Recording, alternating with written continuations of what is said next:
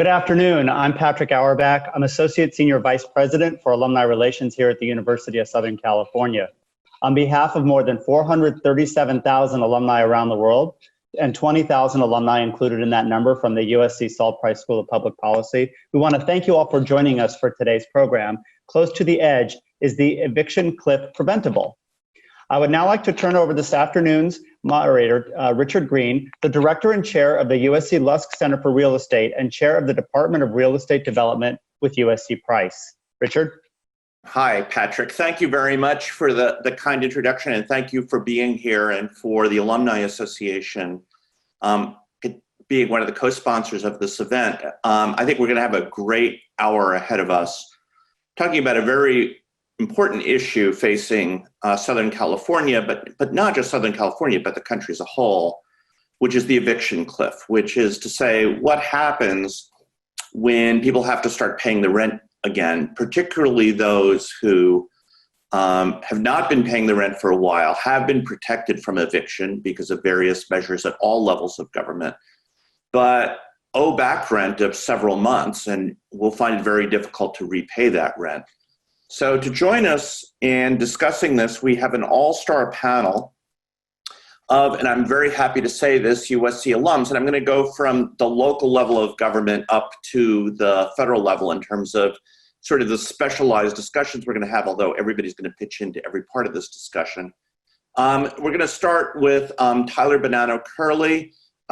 Tyler has his PhD in political science and international relations from the University of Southern California. He received that PhD in 2016. He has been in various roles with the city of Long Beach for the last 4 years since he got his PhD. And he is currently manager of government affairs for the city of Long Beach. So Tyler, thank you very much for being with us. Jessica Lal is the Chief Executive Officer of the Central City Association of Los Angeles, again, a USC alum from 2006 with a bachelor's degree in political science and social science. Before she was CEO of the Central City Association, she was Executive Director of the South Park Business Improvement District and a Senior Policy Director for the City of Los Angeles. And last but not least, someone who's going to speak to us from the federal perspective but someone who is very familiar with our community here in Los Angeles, Mercedes Marquez, founder and president of the Marquez Community Strategy Group. Before that, general manager of Los Angeles Housing and Community Investment Department. And before that, assistant secretary for community planning and development at HUD in the Obama administration. And she had various roles before that, including for a very important affordable housing development company, McCormick Barron Salazar. So thank you, all three of you, for being here with us today.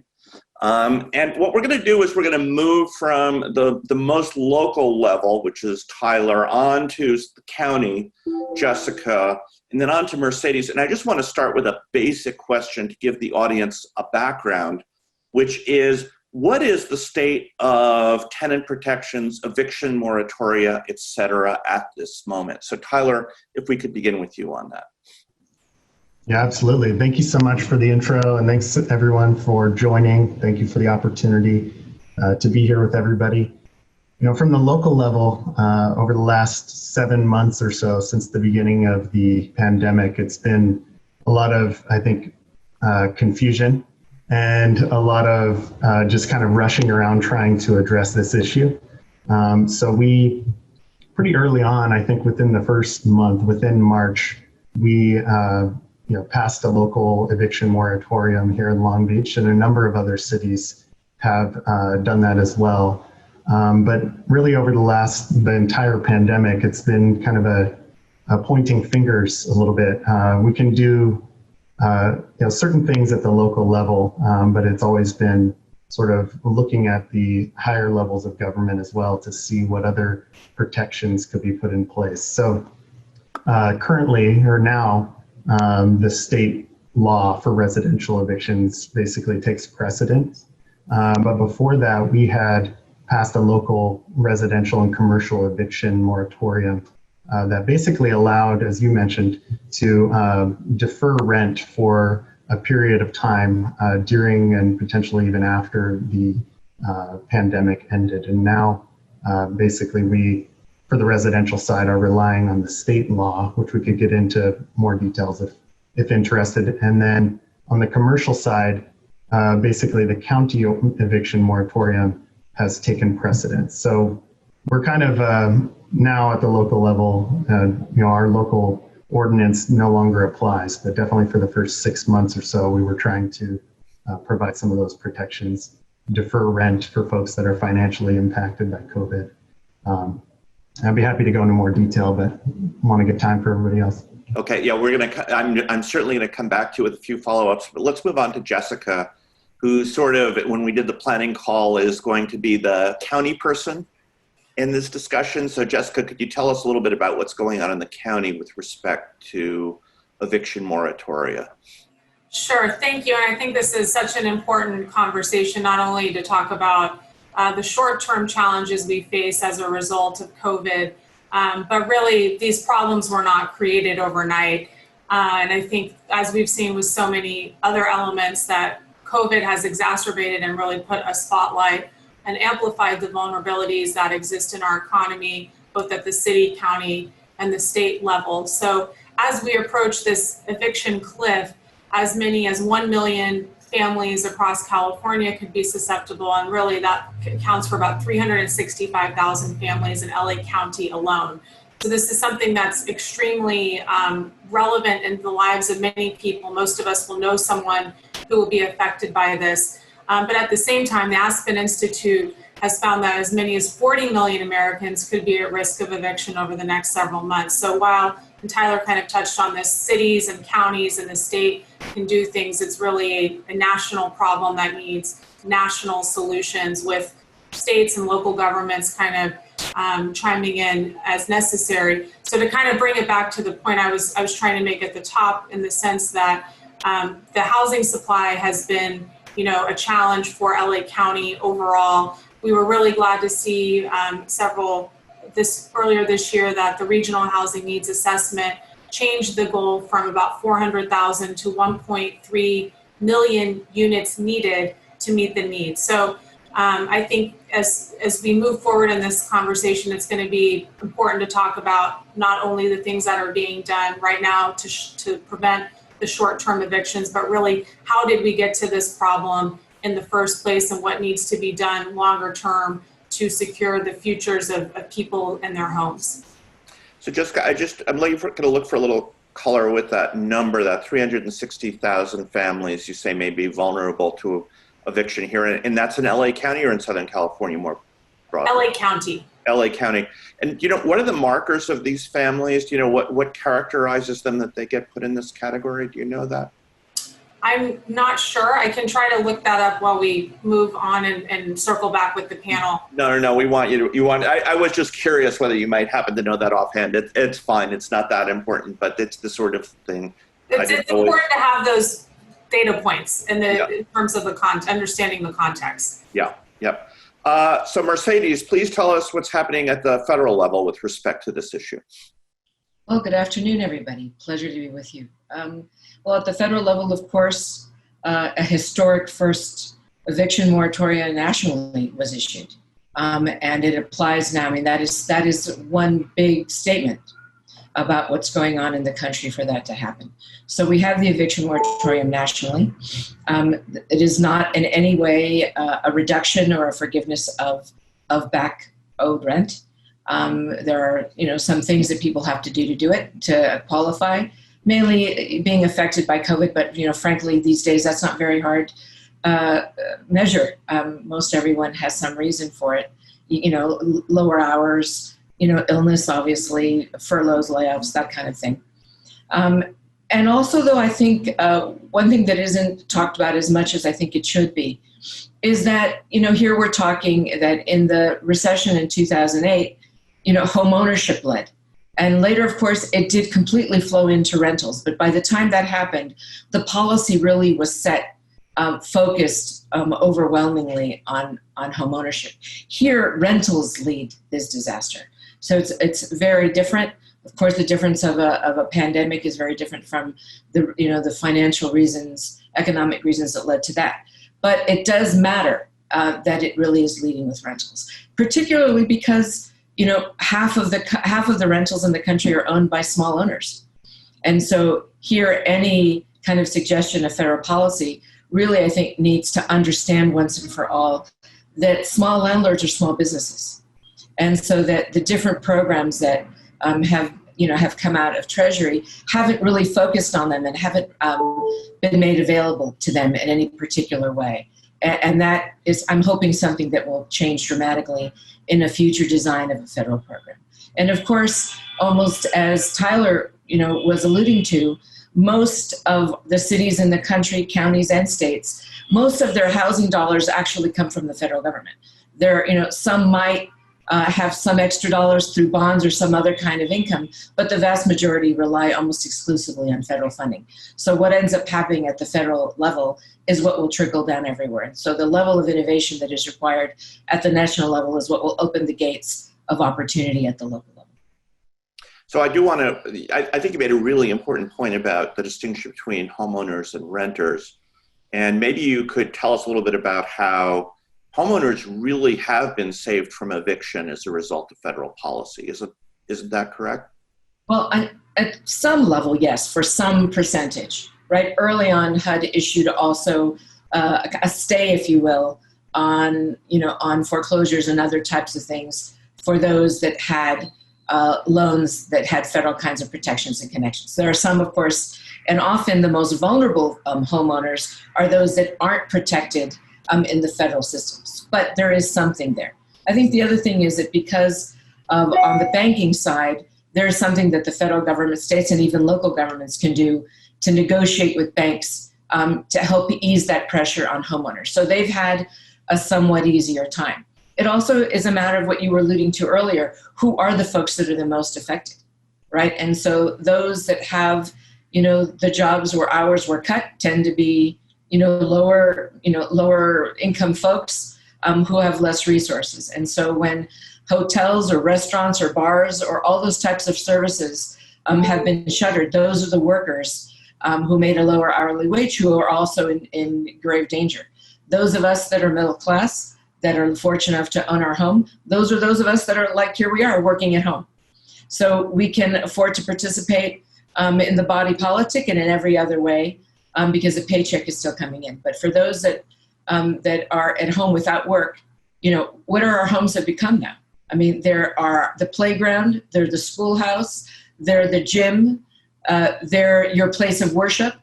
They're now everything. And so holding on to a place to live is really now the cornerstone of our life in a way that perhaps we've never really understood it before. So Tyler, let me come back to you, and in a sense, because you're working for a city, you have your ear to the ground in a way that's different from the rest of us. From the standpoint of when Long Beach had the eviction moratorium in place, did you see that affecting renter behavior? Did you see renters decide, we just don't need to pay the rent now for a while? Or did people pretty much continue to pay if they were capable of paying? Yeah, I think that's a great question. And, part of the challenge is we don't have access to all that data on sort of a real-time basis. But my understanding, especially with our planning department and our economic development department, is that especially when there was the additional unemployment supplement of $600 per week, we were seeing more folks still being able to pay their rent during those months, even if they were, lost their jobs or had lost hours at work. And so that was kind of one of the main concerns over the last few months when that supplemental kind of addition to unemployment insurance went away. There was big kind of concern or question about whether or not folks would still be able to pay and would then have to, participate in this rent deferral program. But my understanding is that basically, with that additional funding coming in for unemployment or, potentially other kind of resources through, stimulus check or things like that, folks were still able to pay rent for the most part. Of course, that doesn't cover, all community members. So there were other state programs, I think, to sort of address the gaps and the limitations in federal program and funding. But I do think that those were really effective, kind of layered on top of the local eviction moratorium, which deferred rent. These additional kind of resources helped folks to continue paying rent in the meantime. So yeah, I think overall, generally positive combination of those policies. Well, let me engage in some shameless self-promotion for a moment. I did a study with 3 guys at UCLA where we looked at how were people paying their rent. And we found of those that lost those jobs, those that had received their unemployment check were 60% less likely to miss a rent payment than those who had not received that. So it did seem like getting money into the hands of people was a very effective way of not just avoiding eviction, but keeping them current on their rent, which is critical in terms of the long run. So with that thought, let me again turn it to Jessica. Do you have thoughts about, so 3 months, 6 months, 9 months from now, all eviction moratoria expire. People have gone a number of months without paying their rent. We have a question from the audience. Edwin Estes said that his experience with residential tenants is once they're more than 45 days behind, they're almost never able to catch up unless a family member comes to the rescue. How do we help people catch up, or how do we make it so this trauma is not just postponed, but alleviated? Yeah, that's a great question. And if I had the crystal ball on the timing, it would be, I'd be a very, valuable person. I think, what we're seeing from like LA County, and I know the city of LA, is they've, set up emergency funds and relief to help about people pay their rent in small numbers. It's only touched a small number of families. LA County has funded about $100 million in rent relief that's helped about 9,000 households. And the city of LA allocated about $100 million through the Emergency Renters Assistance Subsidy Program. This has been exhausted and demand has outpaced the fund. And we've seen, the CARES Act, we need relief. So I think, I think there's so many variables in terms of it's 3, 6, 9 when we're really going to see the fallout of all of this. If we cannot start from the top and at all levels of government, coordinate and get people's money directly into their hands so they can pay their rent. And, the whole system breaks down. Landlords can't pay, mom and pop who renters. So we can't just look at this through the narrow lens of helping, one group. We really have to have a cohesive strategy to help the whole system from not falling apart. Yeah, well, I think, one of the challenges from a system standpoint is that if everybody does let's say there's no eviction moratorium and all landlords decide that tomorrow if somebody is late, they're going to kick them out. You would get this wave of vacancies and a wave of people who wouldn't qualify to move into a new building because they had an eviction on their record. And we see right now what's happening in San Francisco, where vacancies, for its whole different set of reasons, have risen very dramatically. Rents, there's a piece in Bloomberg today that says rents on studio apartments in San Francisco have fallen 31%. This isn't helpful to anybody, particularly people who have to pay their mortgages. And so thinking about a coordination mechanism, doing it in a way that both make sure landlords who can get paid do get paid, but also prevents mass vacancy seems like a really key policy goal. But doing that, I think, is pretty hard. Agree. Richard, if I could even just build off of that, because I think there's so much in the way of conversation around our communities, especially dense urban downtown centers, not being able to survive COVID. And, the playing out like the vacancies, both in terms of residential and business, not being able to pay and exist and live. This, creates communities where we don't have people walking on the street, and this sort of overall deterioration of neighborhoods that we're seeing, I think, is really at stake, and why it's so important that we be macro and we see how all of these things impact and connect to one another. So this also, I want to now turn it back to Mercedes at the federal level, is one of the issues, of course, is that for landlords to survive, they have to pay their mortgages. If they don't receive cash flow, they can't pay their mortgages. Even a very conservatively underwritten building has a debt cover of, say, 1.5, which means if you lose a third of your collections, you don't have enough to pay the mortgage. Is there a role for, and we have, as I alluded to before, what I guess, and I think you characterized this correctly, quasi-federal policy on the home ownership side, which is a forbearance policy that I think the most important thing, Fannie, Freddie, Ginnie, if you have to forbear on your loan, you don't have to pay that back payment back until the loan comes due or until you refinance the mortgage and you sell your property. So it doesn't put cash flow pressure on the borrower as a result of taking some forbearance. Is there a role on the federal side to work with landlords in that regard so they don't have that kind of pressure? Yes, there is. Now, federal funding, of course, always comes in a fairly broad package. And so local governments have lots of opportunity. But part of the problem there is that, in a crisis, it is not the time to have to, one community at a time, innovate and design new. So I think that where the federal government could be of enormous help is that when funds, if they arrive, which I believe they will, no matter who is elected, I believe they will, because of the crisis that we're talking about. This is truly a national crisis. And we cannot have the level of mass eviction, and nobody can afford it. It's a horrible idea, and I think that landlords are beginning to understand what it would look like if they were to get rid of tenants and not cut some kind of a deal. But I think that there is room for federal policy in this way, for instance.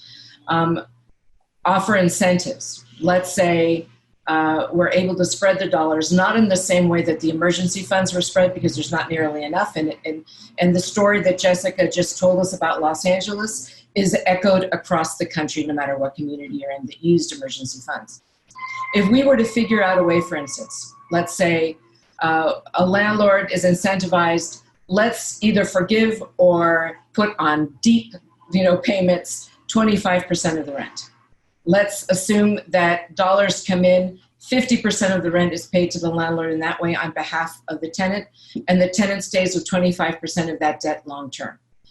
We ensure that the payments for the landlord with the banks go at the end of the loan, right? They get added on at the end there so that everybody's going to get their dollars and give everyone time. And that with that forgiveness of some of that rent and getting incentivized comes some way also to save the tenant's credit, because long term, also having your credit ruined is also a way to never be able to rent, and there will be millions of people in that situation. So we'll just put it off the crisis a little further, right? One thing is having vacancies now. Another thing is in 3 years having no one who qualifies because they have bankruptcies and all this other kind of consumer debt. So we begin to have options that way with incentives. I think from a federal level, what the government would have to do is provide all the different types of waivers, special programs. You adopt plan A, B, or C, we approve it, right? So that, because this is about, moving quickly, not about waiting for everyone to come up with the best practice on their own. We don't have time for that. So it's the federal government has to carry the weight, has to have the data, and I think should come with some approved plans. The government has done it before. This isn't new, to help people out so that the money can flow very, very quickly. I think also working with the local government so that landlords have to come forward and register so that we know who you are, so that you can get the help you need. I think particularly small landlords coming forward so that look at it from a consumer protection point of view, so that someone could help them look at their loan particularly to figure out what kind of bucket of help they could use to go forward. So we have a very specific question. And by the way, for the audience, if you have questions for this panel, please type them into the Q&A box. And I am watching that box carefully, and I will try to get as many questions out to the panel as possible.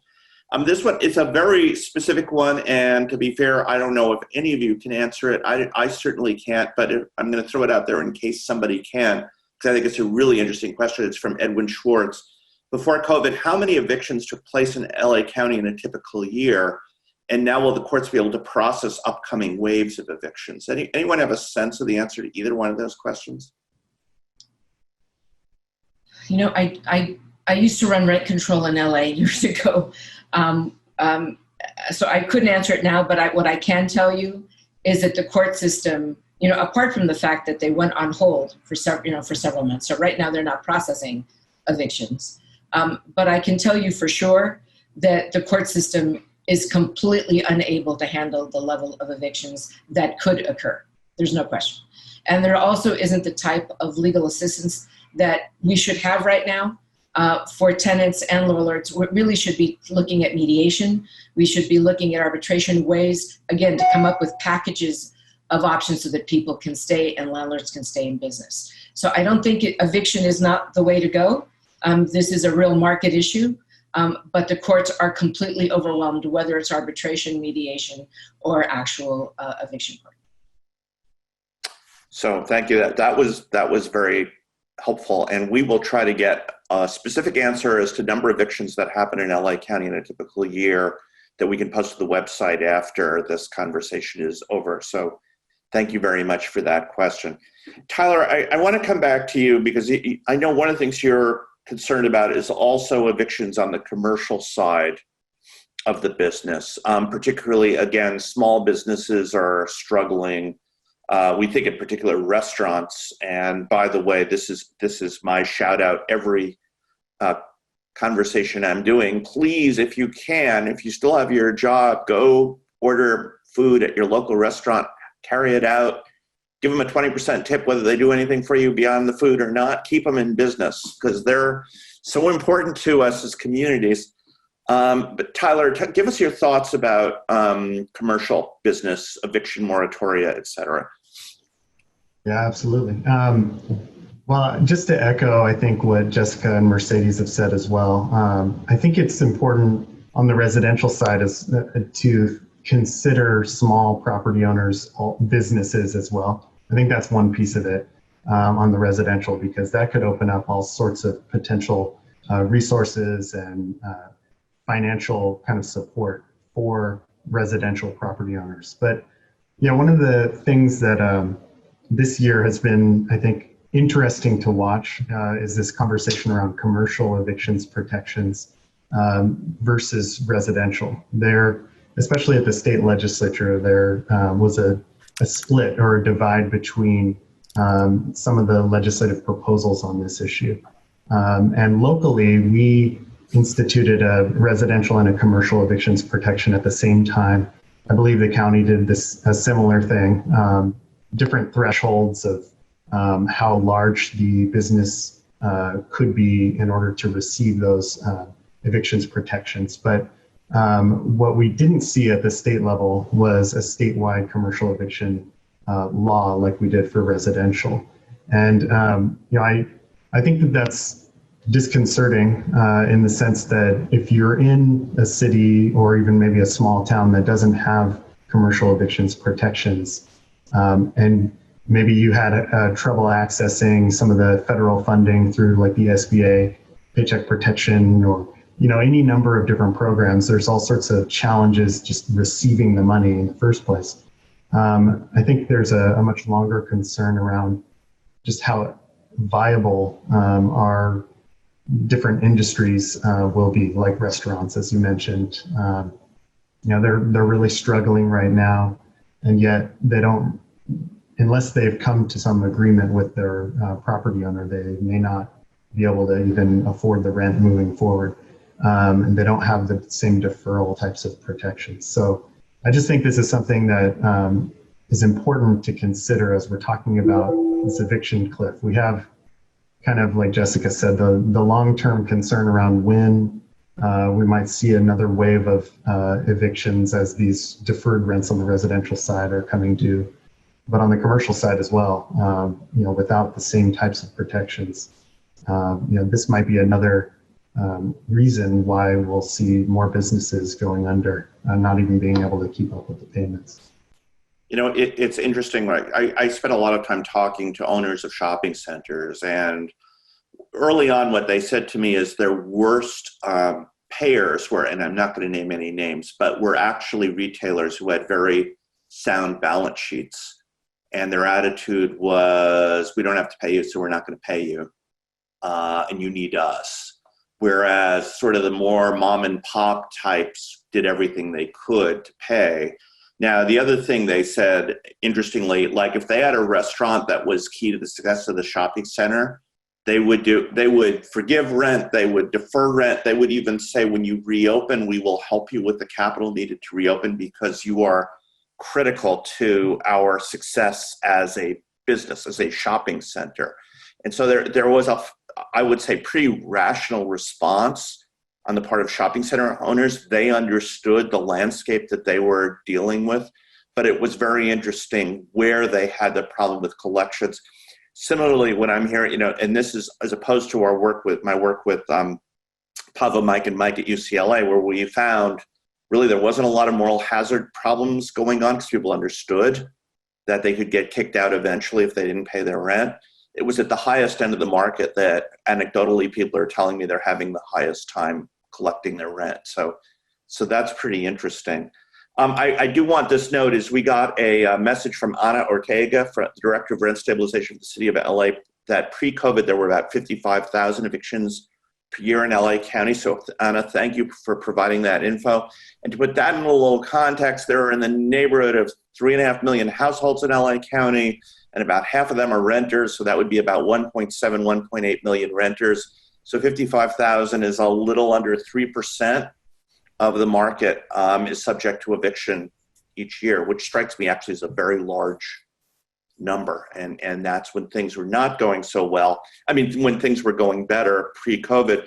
And so that once returns me to Jessica, who I know is very interested in thinking about, we have gotten ourselves in this predicament. I mean, LA has, if not the least affordable housing market in the country, the second least affordable housing market in the country. And I think I want to characterize the three of the least affordable, I should be a little careful about this, are Miami, Los Angeles, and San Francisco. Actually, I think San Francisco is not in the bottom 10, but it's close in terms of affordability, but it's close to it. But they're very different things. In San Francisco, it is entirely a housing problem because incomes in San Francisco are very high. In Miami, it's pretty much entirely an income problem. If you look at rents in Miami, they're pretty low. But incomes in Miami are really, really low. And so in Miami, the fix is you figure out a way to get people more income. It's not, I don't think particularly you want to build more housing. It's just getting people money.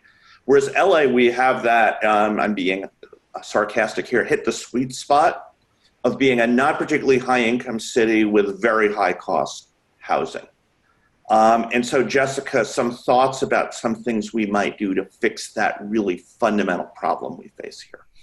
Sure. Thank you. I want to echo, I think we're in this problem, obviously because of the COVID crisis, but we just have not been doing our job building housing, building enough housing, building housing of different typologies really across the county.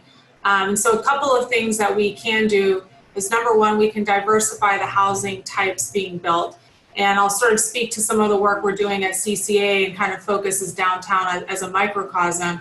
One of our goals is to make downtown a fully livable place, no matter what you do for a living and what age you're at in your life. And we know that 3-bedroom apartments don't work for singles or millennials, maybe, or seniors who are retired. So we need to build more and make housing more affordable. And I think it's important for people to remember that today's market rate development will be the affordable housing of the future. When we see high rates that new developments are charging, it can feel like only new housing is being built for the few who can't afford it. But we need to remember that building new housing makes all housing more affordable across the board. The other thing I think that's come up really in the city of Los Angeles is the process by which we develop. We've seen several council members be indicted. We need to reform our approval process, streamline it, make it more transparent, clear, affordable costs so developers can cost things out and ultimately those costs don't get passed off to the renters. And then we need to update our planning and our zoning community plans to make sure that the goals that we have outlined in them meet the needs of today. And we've constantly seen over the years how community plans have been downsizing populations at a time when we've been growing. So those are just, I think, a couple of the things that we can do and support projects in our own neighborhood when they come before us, and not be guilty of the NIMBYism that I think we've seen plague, the Southern California region. One thing you said made my ears prick up a little bit was the sort of not needing 3 bedrooms if we have a lot of singles. But I don't, you're much younger than I am. But when I graduated from college, we had these things called roommates. That was a very common way for people who, I had a reasonably good job out of college, people like me to live. I mean, isn't there a role for 3-bedroom apartments where you have 3 singles living together? Absolutely, Richard. But I would argue that the 3-bedroom apartments, because they are so limited, better serve families who want to live in neighborhoods like downtown LA. I lived in a 3-bedroom after graduating USC because that was what was available, and we could figure it out. It was slightly less expensive, but I would have preferred to live by myself in a smaller unit, in a micro unit, had my own space, and then the city itself, or the area, the neighborhood, becomes the amenity, and leave that 3-bedroom for a family. But I do think, again, it speaks to, we need more 3 bedrooms. We need to diversify the housing typology so it doesn't all, look the same and only serve one demographic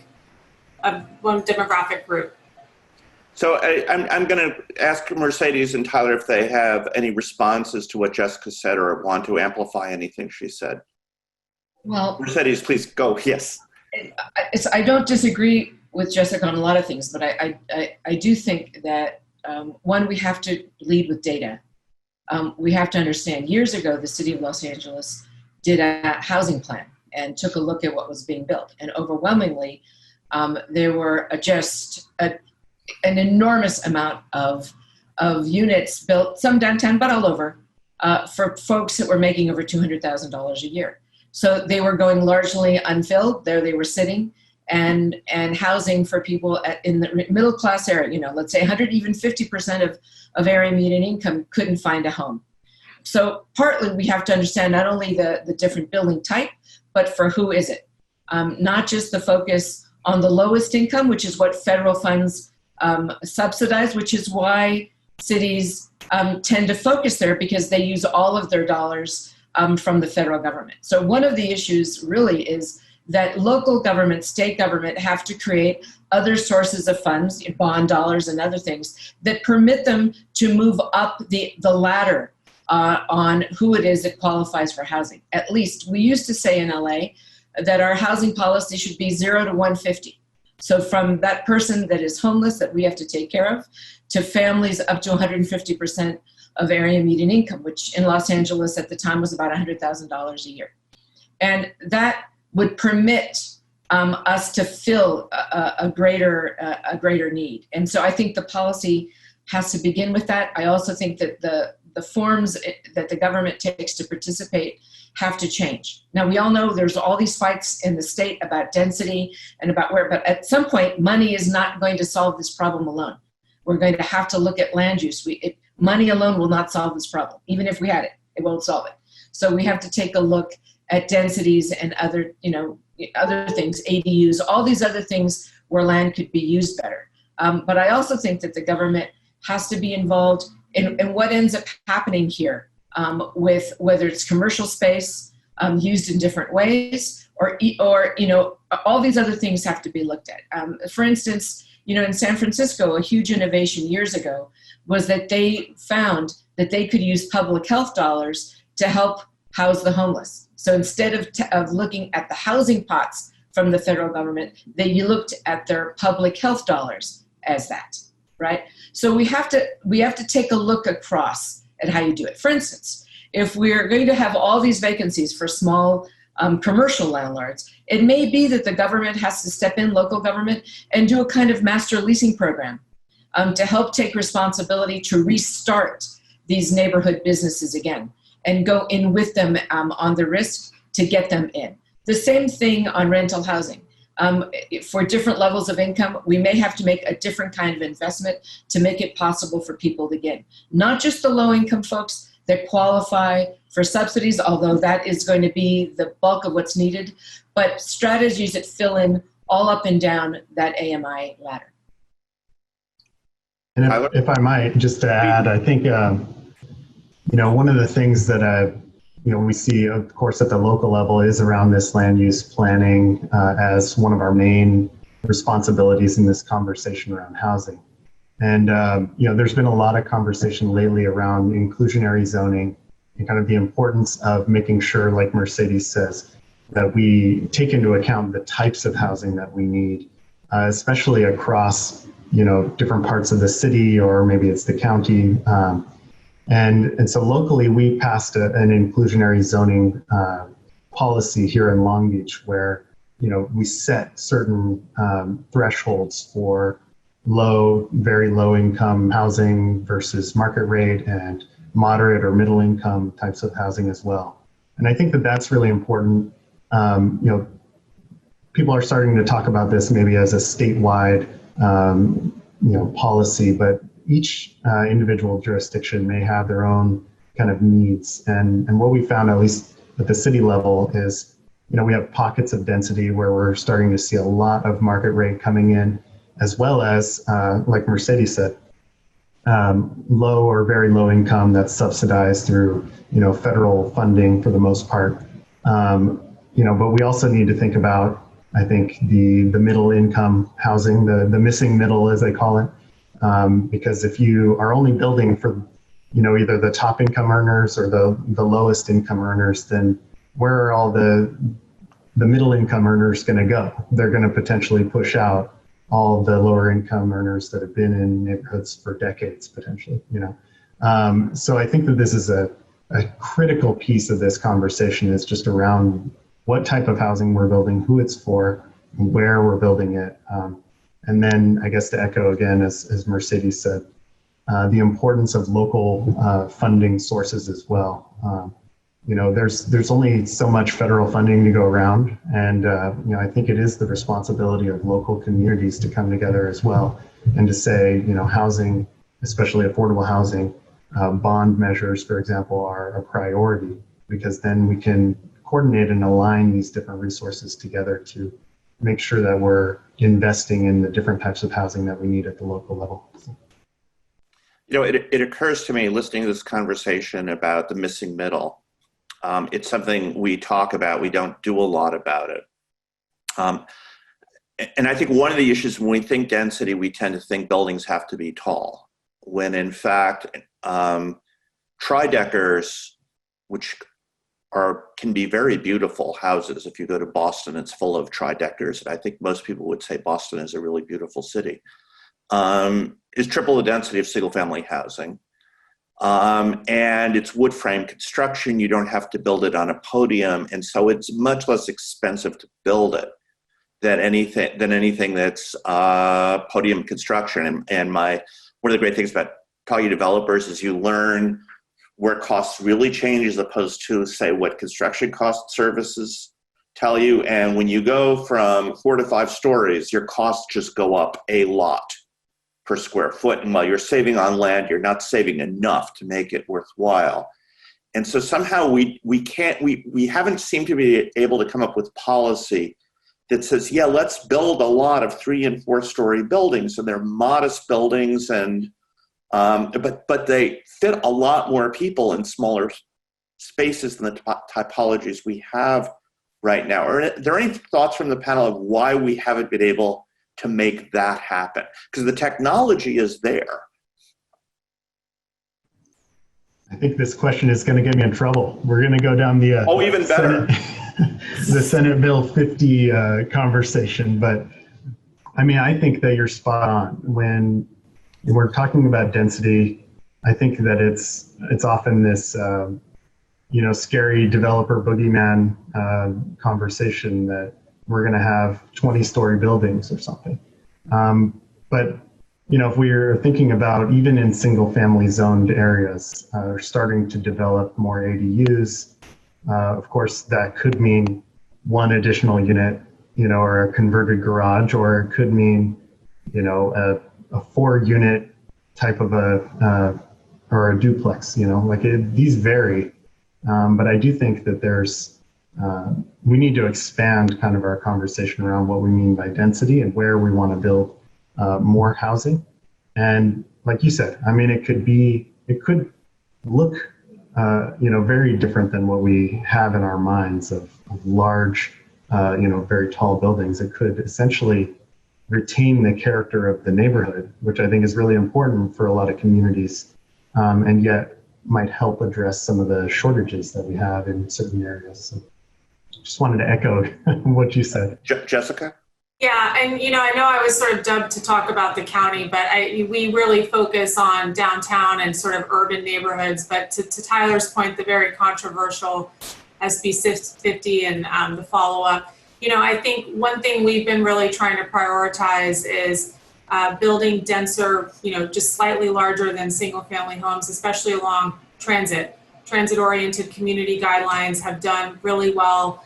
If we're going to permanently get people out of cars, the missing middle cannot be them still having to commute hours into and out of their communities. So really maximizing the investment that the city, county, and the region has really made in light rail and other transit. I think a good place to start is more density along those, and with kind of decreasing the further out you get. Seems to me to be a very logical way to start to address this problem. Mercedes? Well, I've always been a proponent of transit-oriented development, so I think it does work. I guess I would say that at this point, SB 50 regardless, I kind of alluded to it earlier. I think that some of the things that cities can do really are how do you become an innovation lab? How is it that you put power behind these ideas, right? So for instance, if we, to what you're talking about, the housing in Boston, that housing type. If we were to offer a service in a government entity that allowed a homeowner or a small landlord to come in and take a look at their lot for them and tell them what it is that could be placed on that lot, right? Things that are tasteful, things that fit different densities, that fit with the character. If we were to provide those types of services to government, if we were to be those that reached out to banks and and other entities that are required to put a package together, much like I said from the federal government, if you're doing A, B, and C, or C, this comes with a packet, you could do it.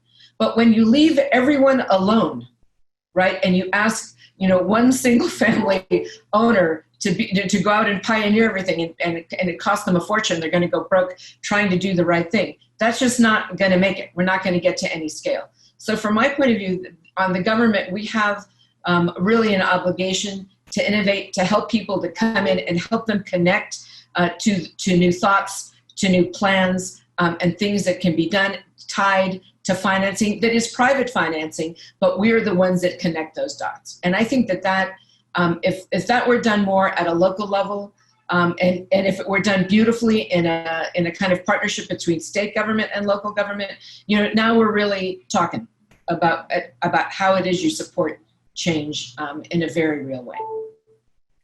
So we have about 10 minutes left and I am way behind on our audience questions, so I apologize to the audience. So I'm going to try to collect them into some categories. There have been a couple of questions about Prop 15 and its influence on the market going forward. This is the split roll tax that would basically remove Prop 13 exemptions from or assessment methods from commercial and retail property. I guess I could see this mattering on the commercial side. I'm not sure how much it matters on the residential side, but maybe I'm just not seeing clearly enough about it. Anyone from the panel have comments on the impact that the passage of Prop 15 might have on the whole issue of evictions and affordability and so on? Yeah, I'd be happy to talk a little bit to that. I think that definitely is a good question related to what we were talking about earlier, the commercial evictions conversation. And one of the concerns, at least from the opposition to Prop 15, is that it might have an impact on smaller businesses. Of course, there are exemptions at certain property thresholds across the state, but I do think that that's something to consider, when we're talking about Prop 15 is, would this potentially have an additional or compounding impact on small business owners, potentially changing the the conditions of their lease moving forward, or but it's just one piece of the wider conversation around Prop 15 and I guess around potential trade-offs with this proposition. It definitely flows from that need to think about commercial evictions protections as well. Jessica? Yeah, I think this is really important as well. Prop 15, which aims to correct parts of Prop 13. Prop 13 definitely needs an overhaul. It deserves a comprehensive overhaul. The folks we elect send to the state to deal with these matters should take it up. Doing this kind of important legislation through the ballot box, I think is always very challenging. Law of unintended consequences. Small businesses will have higher rents at a time when they can't afford it. And, right now is, I think, in a lot of people's minds, not the right time to be, approaching this. And even though we know we need to reform our tax structure without question, in my opinion. So, well, since we're on the subject of propositions, we also have a question about Prop 21 and what effect it might have on both tenants and mom and pop landlords. And for the audience, I'll just remind them, Prop 21 would allow local units of government to impose rent control. It basically overturns Costa-Hawkins, which limited the ability of local units of government to impose rent control. It allows for them to control rent even after a vacancy. Right now in California, we have vacancy decontrol.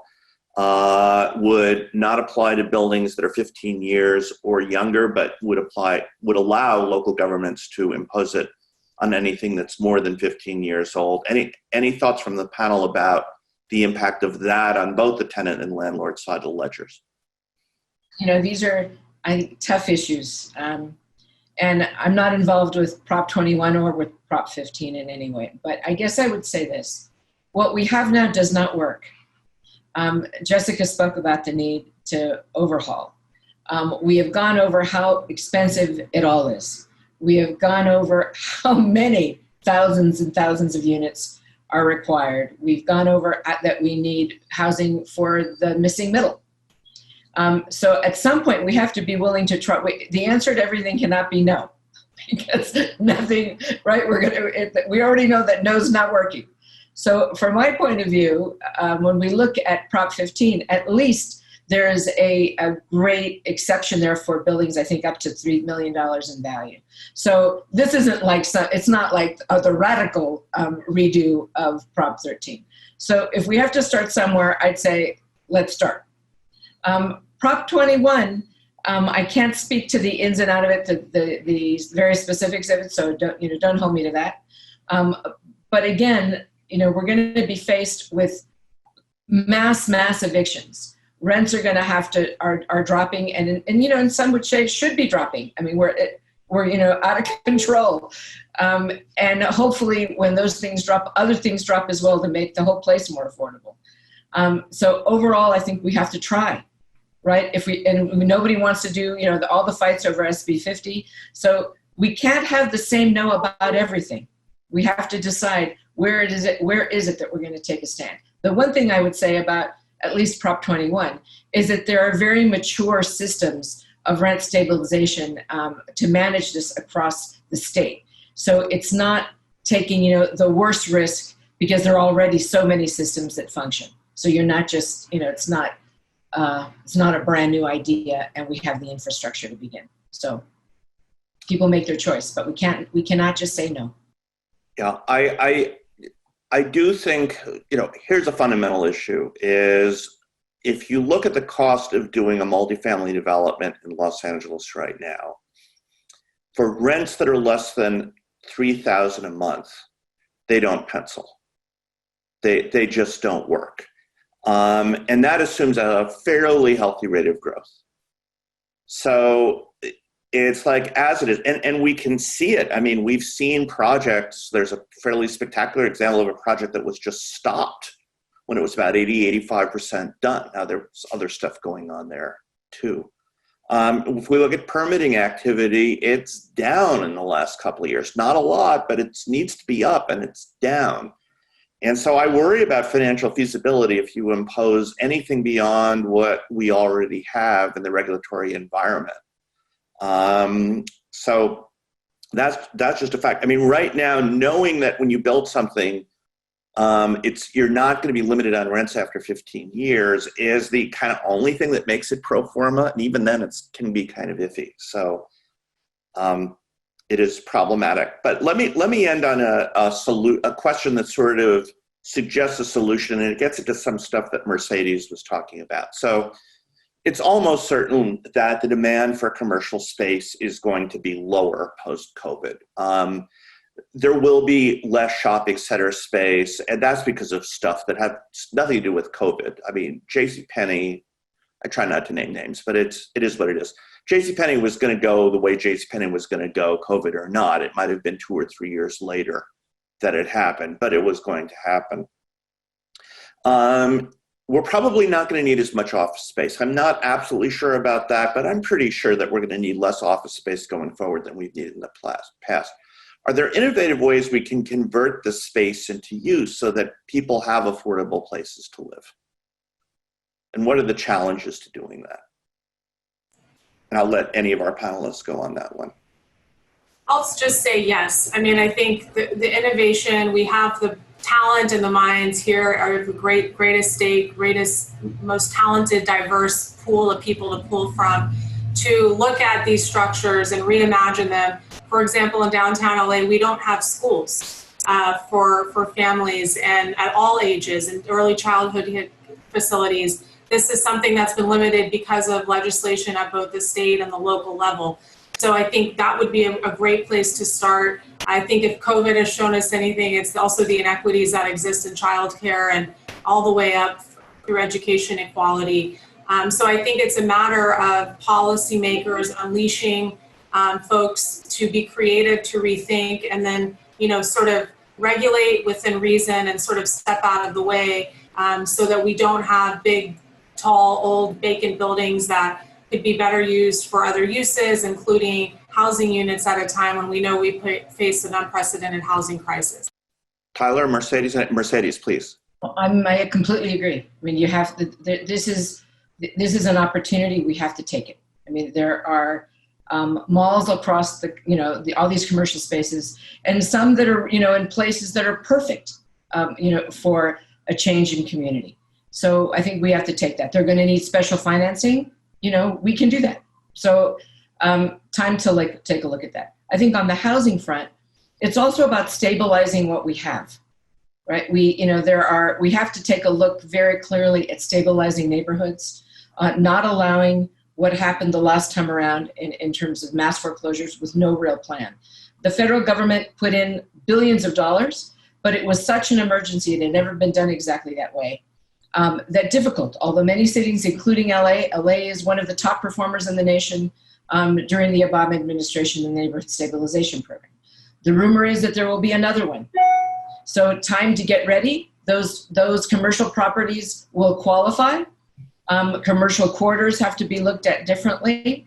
We have to go in and really stabilize, think about keeping as much of the rents that are already controlled, keep those buildings safe, redo them, keep them for another generation. So it's not just about building new, it's about not letting go what we have and making sure that it's safe and healthy and affordable for the long term. And of course, anything on appropriate commercial corridors and transit should be looked at for reuse in different ways. And we're gonna have to get over our problem with density.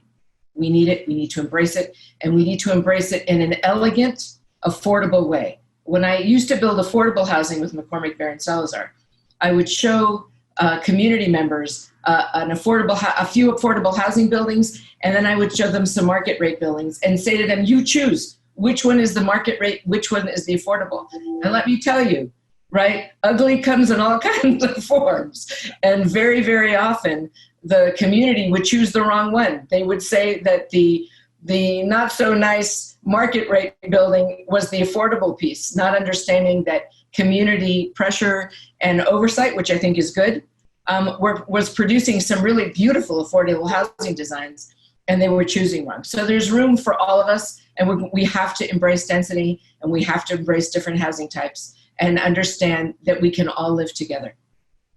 I can't help but think that one of the ugliest buildings I know is a very, very tall building on the Chicago River amidst a bunch of very beautiful buildings. And I'll let people Google to figure out what I'm talking about.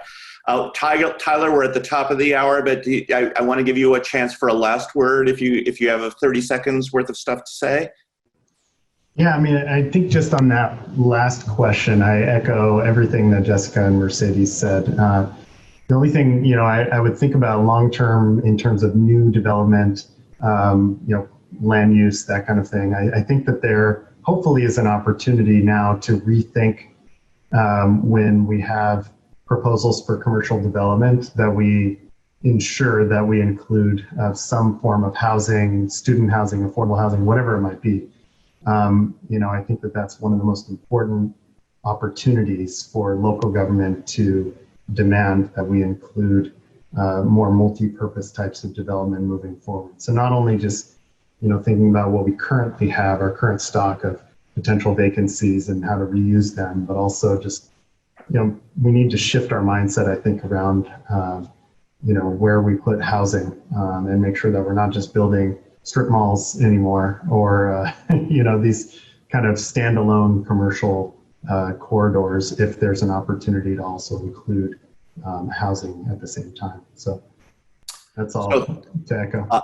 Tyler Curley, PhD 2016, Jessica Law, class of 06, Mercedes Marquez, class of 82. Thank you so much for joining us for a terrific conversation today. Yes. And we'll look forward to seeing you in future Price Talks. Thank you for joining us.